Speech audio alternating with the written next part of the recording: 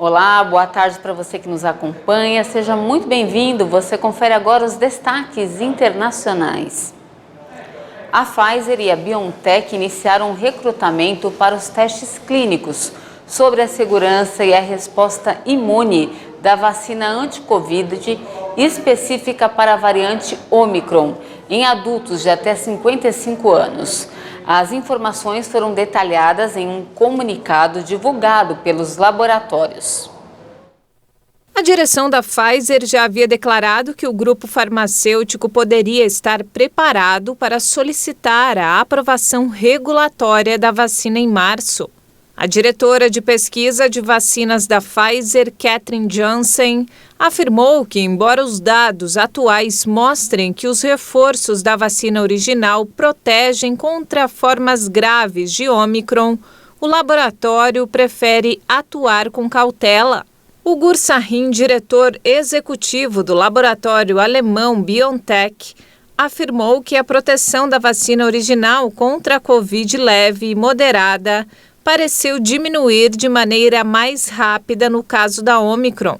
O teste terá a participação de 1.420 pessoas com idades entre 18 e 55 anos.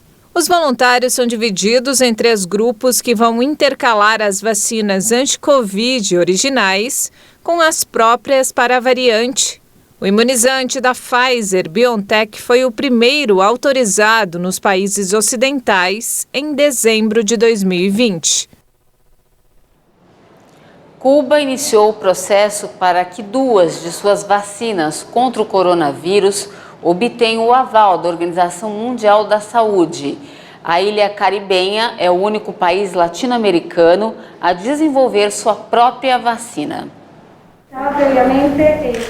Depois de ter iniciado o procedimento com o imunizante Abdala, nos próximos dias será a vez da Soberana 02 e Soberana Plus. O processo de apresentação do dossiê para ter o endosso da OMS é longo, pesado, complexo e caro também.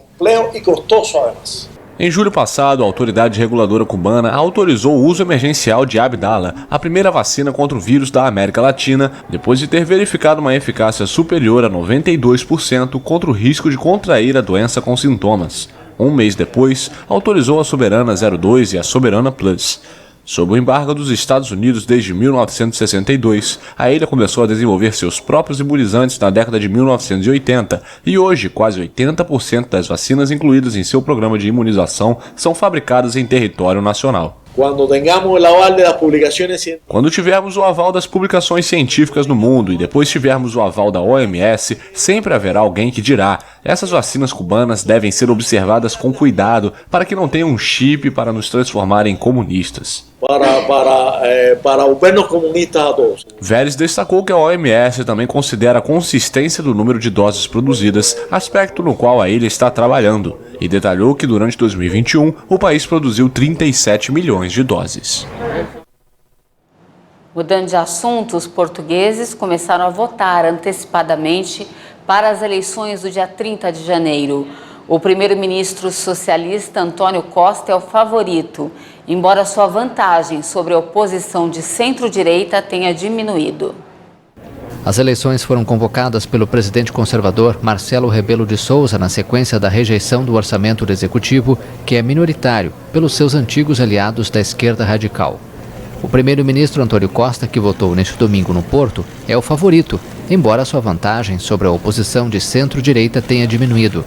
Sondagens publicadas pela Rádio Renascença mostram que o Partido Socialista tem 38% das intenções de voto, em comparação com pouco mais de 30% para o principal partido de oposição de centro-direita, o Partido Social Democrata. Mas, de acordo com várias pesquisas, a tendência dos últimos dias indica uma queda da diferença entre as duas forças. O partido de extrema-direita Chega, que entrou no parlamento com apenas um deputado em 2019, pode se tornar a terceira força política do país, com quase 7% dos votos. No começo desta semana, o Bitcoin caiu mais de 7% e a criptomoeda ficou no menor nível em 6 meses na venda. A queda foi um reflexo dos temores de um possível ataque russo à Ucrânia. A criptomoeda caiu 7,4% e chegou a valer pouco mais de R$184 mil, o menor valor desde 24 de julho de 2021, tendo perdas de quase 50% do valor, desde sua alta histórica de R$378 mil, atingida em novembro de 2021. Os temores de um ataque russo à Ucrânia derrubaram as ações em todo o mundo e, ao mesmo tempo, impulsionaram o dólar e o petróleo. As criptomoedas menores, que tendem a se mover em conjunto com o Bitcoin, também caíram.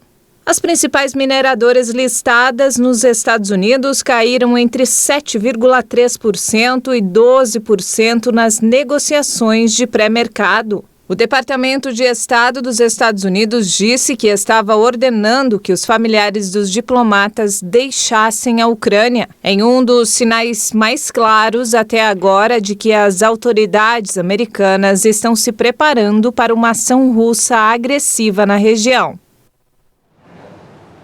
A ação da gigante chinesa Evergrande teve forte alta na Bolsa de Hong Kong, após a nomeação de um executivo da estatal ao conselho. O anúncio foi um sinal de que a empresa está fazendo progressos na crise que enfrenta desde o ano passado. O papel da companhia chegou a disparar 13%, mas desacelerou os ganhos e terminou a sessão em alta de 3,91%. No fim de semana, a Evergrande informou que nomeou Liang Senlin, presidente da unidade da China Cinda em Hong Kong, como diretor não executivo. Um analista de Hong Kong disse que a nomeação pode ser um sinal de que a gigante imobiliária chinesa está perto de garantir investimentos da China Cinda, uma das maiores administradoras estatais de dívidas do país. A Evergrande montou um comitê de gerenciamento de risco no mês passado, composto principalmente por altos funcionários de entidades estatais. A empresa do setor imobiliário da China está em crise, com mais de 300 bilhões de dólares em passivos, incluindo quase 20 bilhões de dólares em títulos internacionais, todos considerados inadimplentes após uma série de pagamentos perdidos no final do ano passado. A Evergrande tornou-se a principal construtora da China e seu fundador, em 2017, era o homem mais rico da nação mais populosa do planeta. No entanto, desde que o governo de Xi Jinping aprovou uma série de restrições para controlar o nível de endividamento do setor no ano passado, o grupo enfrentou uma grave crise de liquidez. E para encerrar, no Peru, o governo decretou emergência ambiental depois do derramamento de petróleo bruto na costa central do país. Uma semana após o derramamento de petróleo, o governo peruano declarou emergência ambiental por 90 dias na área marinha costeira danificada. As correntes marinhas espalharam o petróleo ao longo da costa a mais de 40 quilômetros da refinaria, afetando 21 praias, segundo o Ministério da Saúde. O derramamento de petróleo bruto na costa central do país deixou um balanço sombrio, pássaros mortos flutuando no mar, além de pescadores sem trabalho nas docas. Cerca de 6 mil barris de petróleo foram lançados no mar, enquanto um petroleiro descarregava na refinaria La Pampilha, a 30 quilômetros de Lima. O navio pertence à petrolífera espanhola Repsol. A empresa atribui o acidente às ondas causadas pela erupção vulcânica em Tonga. Por hoje é isso, muito obrigada pela sua companhia, um ótimo dia para você e até mais.